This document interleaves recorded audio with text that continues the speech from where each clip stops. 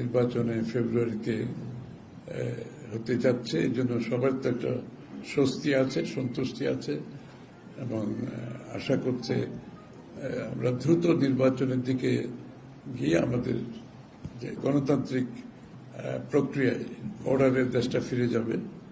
কারণ তারাও তো সবাই অপেক্ষা করছে, অনেক কিছু অপেক্ষা করছে একটা নির্বাচিত সরকারের উপর তাদের কর্মকাণ্ড আগামী দিনে কি হবে। নিশ্চিতভাবে সবাই এগুলো তো স্বল্প মেয়াদী, মধ্যমেয়াদী, দীর্ঘমেয়াদী অনেক সিদ্ধান্ত আছে যেগুলো একটা নির্বাচিত সরকারের সাথে সবাই স্বস্তি বোধ করে। তো এগুলো নিয়ে অনেক আলোচনা হয়েছে নির্বাচন মূলত। আর বাংলাদেশের যে আমাদের শ্রমিকদের যে সমস্যা আছে, শ্রমিকদের রাইট নিয়ে আপনারা জানেন সবসময় ইউরোপিয়ান ইউনিয়ন কিন্তু শ্রমিকদের অধিকার নিয়ে কাজ করে, সে বিষয়ে আলোচনা করেছে এবং আমাদের ভাবনা কি, চিন্তা ভাবনা কি। আগামী দিনে পার্লামেন্টকে তারা সহযোগিতা করতে চাচ্ছে এবং পার্লামেন্টের কার্যক্রমকে স্বচ্ছতার সাথে যাতে পরিচালনা করা যায়। তো ইউর ওয়ালটন আবারও মিলিনিয়ার অফারে ওয়ালটন ফ্রিজ কিনে আপনিও হয়ে যেতে পারেন মিলিয়নিয়ার। মিলিনিয়ার ছড়াছড়ি দেশ জুড়ে, এটা শুধু ওয়ালটনই পারে।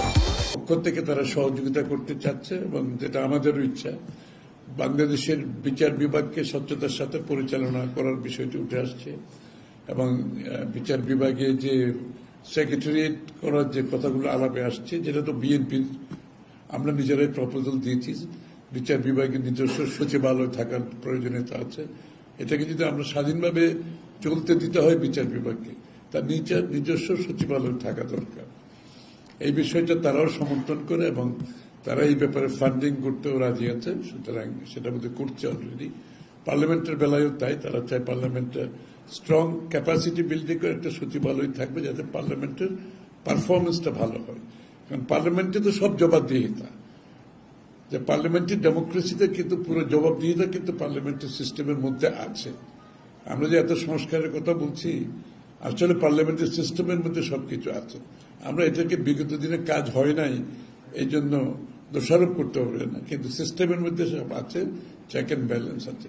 সেটাকে তারা অ্যাক্টিভেট করে যাতে চেক অ্যান্ড ব্যালেন্সটা পার্লামেন্টের মাধ্যমে থাকে আগামী দিনে। আর আগামী দিনে বাংলাদেশের আগামী দিনের উন্নয়নের সাথে তারা সহযোগী হতে চায়।